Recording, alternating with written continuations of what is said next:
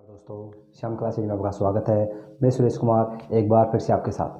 दोस्तों, आपको मालूम है आपकी प्रथम ईयर की इंजीनियरिंग ड्राइंग में आइसोमेट्रिक प्रोजेक्शन जो ऑर्थोग्राफिक प्रोजेक्शन आपको बता रहे हैं, और आज भी यही चीज़ वापस से चल रही है कि इस आइसोमेट्रिक प्रोजेक्शन हम ऑर्थोग्राफिक प्रोजेक्शन बताएंगे। तो दोस्तों, आगे से आगे ये चल रही है और जो डीपली क्वेश्चन आ रहे हैं वो भी हल करते जाएंगे, और नेक्स्ट इससे भी अच्छे क्वेश्चन और लेके आएंगे। दोस्तों, क्लास को लास्ट तक जरूर देखना।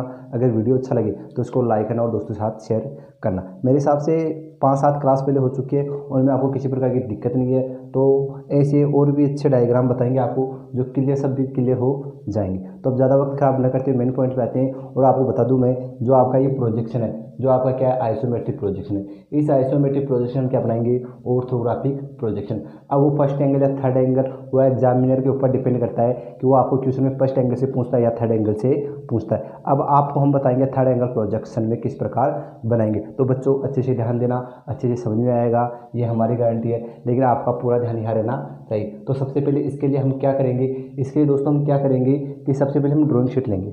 अब आपको एग्जाम में ड्राइंग शीट दी आएगी, और उस ड्राइंग शीट की क्या करेंगे, सबसे पहले 4 भाग करेंगे, और चारों भागों में क्या करेंगे, फ्रंट, साइड, टॉप और एक आता है टेपर। 4 भाग बनाते हैं, और चारों भागों में अलग अलग बनाते हैं। तथा इस ऑर्थोग्राफ बनाने के बाद में इसमें एरोइड बनाते हैं, एरोइड बनाने के बाद में प्रतिचित्र बनाते हैं। इस प्रकार टोटल आपका ये लगभग 20 नंबर का क्वेश्चन आता है, जो अलग अलग भागों में डिवाइड होता है। तो अब ज़्यादा वक्त खराब न करते हुए मेन पॉइंट पे आते हैं। एक ड्राइंग शीट बना देते हैं, जिसमें हम क्या बनाएंगे, एक ऑर्थोग्राफी का निर्माण करेंगे। दिखाई दे रहा है दोस्तों यहाँ तक?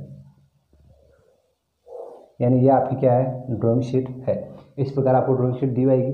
अब इसे ड्राइंग शीट तो दी जाएगी, लेकिन वहाँ पर एग्जाम में आपको क्या करना है, इसके 4 भाग बनाने हैं। इस प्रकार इसके 4 भाग बनाने। 4 भाग बनाने के बाद में क्या करेंगे, सेंटर रेखा जो 4 भाग करें उनसे लगभग 10-10 mm की दूरी पर गैप छोड़ के हल्की हाथ से रेखा खींचेंगे, जो मैं ये खींच रहा हूँ। दोस्तों, अगर ये आपको दिखाई दे तो अच्छी बात है, अन्यथा आप 10-10 mm की दूरी पर इस प्रकार रेखा खींच लिया करो। तो इस प्रकार हमने रेखा खींच ली दोस्तों, ठीक है। मैंने दूसरा कलर का पेन लिया, आप हल्के हाथ से रेखा खींच लेना, ओनली आपको दिखाई देनी चाहिए। अब मेन पॉइंट पे आते हैं, जो आपका ये क्या है, आपका थर्ड एंगल प्रोजेक्शन।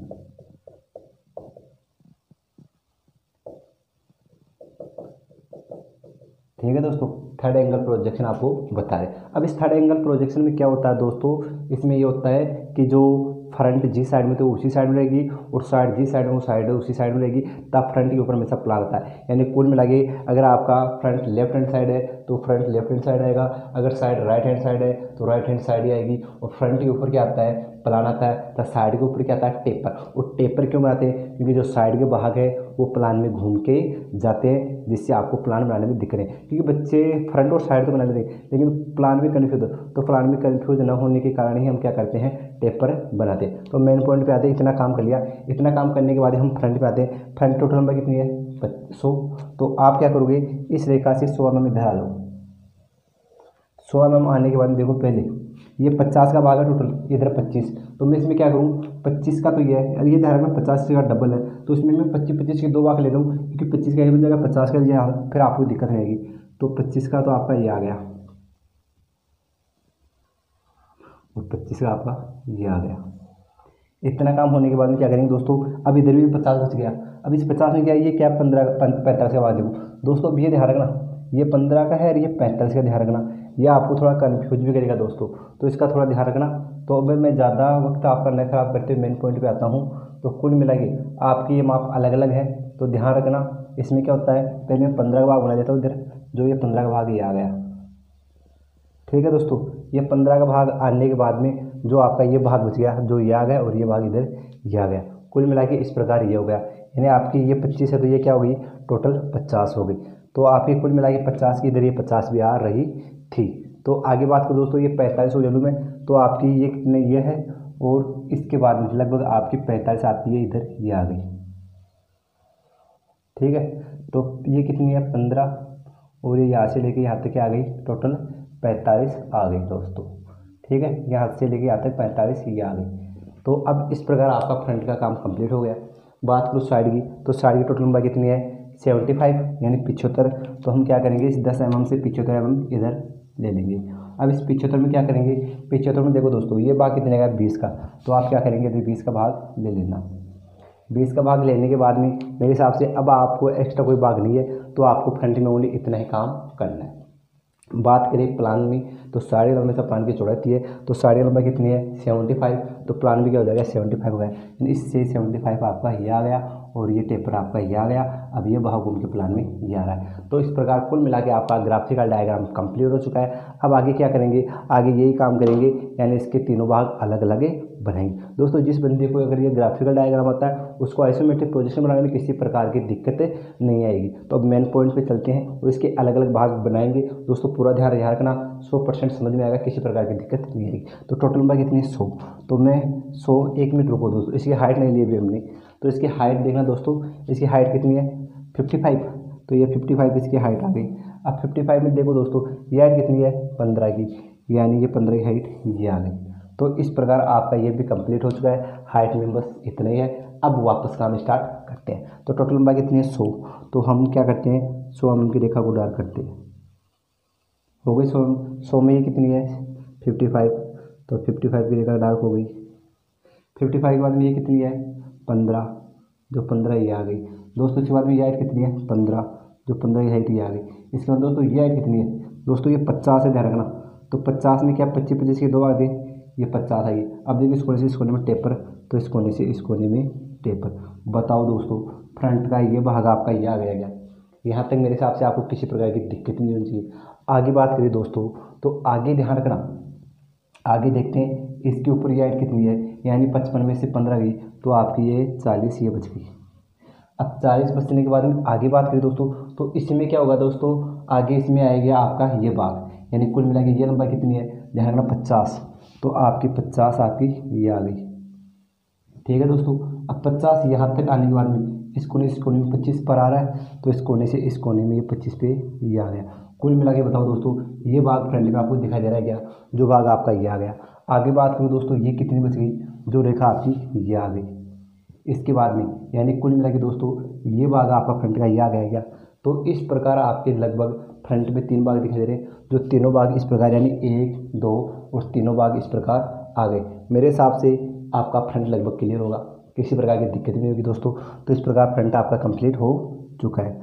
आगे बात करें दोस्तों साइड की, तो साइड देखो टोटल लंबाई कितनी है 75, तो मैं सबसे पहले 75 रेखा को डाल कर लेता हूँ। इसके बाद में हाइट कितनी है 55, तो आपकी 55 की हाइट आ गई।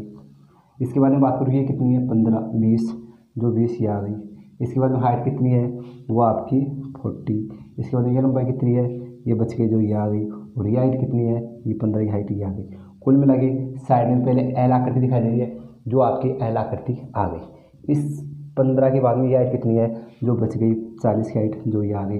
इसके बाद में ये लंबाई कितनी है, जो लंबाई आपकी ये आ गई। दोस्तों बताओ 1 और 2 भाग है साइड की, तो 1 और 2 दोनों भाग क्लियर बन चुके हैं। मेरे हिसाब से यहाँ तक आपको किसी प्रकार की दिक्कत नहीं है। तो दोस्तों इस प्रकार आपके इस साइड में भी 2 भाग दिखाई देंगे ओनली, जो आपको मेरे हिसाब से किसी प्रकार की दिक्कत नहीं है दोस्तों।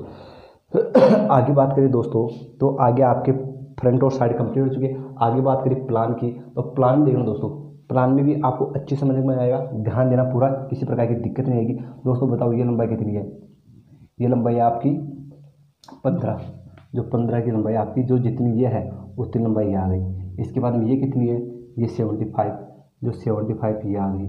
इसके बाद में ये कितनी है टोटल ये 100, तो 100 आपकी ये आ गई। इसके बाद में ये लंबाई कितनी है 20, जो 20 आपकी ये आ गई। 20 के बाद में ये कितनी है दोस्तों, तो ये आपकी जो बच गई, जो लगभग कितनी है 45, तो 45 तक ये आ गई यहाँ तक। ठीक है दोस्तों, इसके बाद में बात करें दोस्तों इस कोने से इस कोने में, कुल मिला के देखो यहाँ से इधर ये आ रहा है। बताओ ये प्लान का दृश्य आपका ये बन गया। इस प्रकार ये प्लान का दृश्य बनने के बाद में आगे बात करूँ, तो ये कितनी बच गई दोस्तों, ध्यान रखना 50 में से आपकी ये 15 गई, तो कुल मिला के आपकी ये यहाँ तक आपकी ये आ गई। अब यहाँ तक आने के बाद में देखो दोस्तों ये इस प्रकार मिल रही है, तो ये इस प्रकार आपकी ये मिल गई।